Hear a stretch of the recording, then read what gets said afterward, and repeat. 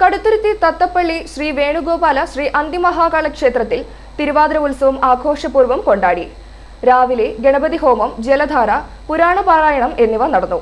വൈകിട്ട് വിശേഷാൽ ദീപാരാധന, ദീപകാഴ്ച എന്നിവയ്ക്ക് ശേഷം ശിവന്റെ തിരുനടയിൽ വിവിധ ഗ്രൂപ്പുകളുടെ വഴിപാടായുള്ള തിരുവാതിര കളി നടന്നു.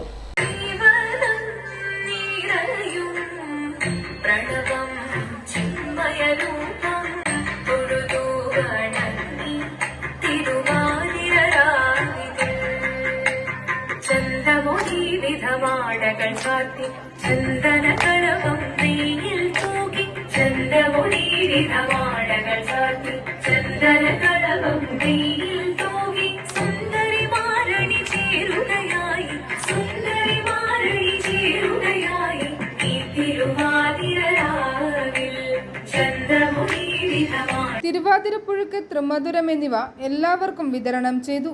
തിരുവാതിര ഉത്സവത്തിന് വലിയ ജനത്തിരക്കായിരുന്നു.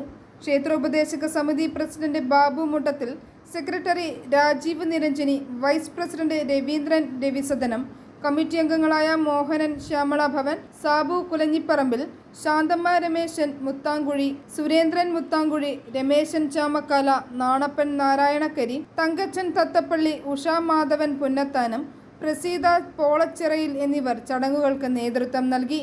ഐഫോറി ന്യൂസ്, ഏറ്റുമാനൂർ.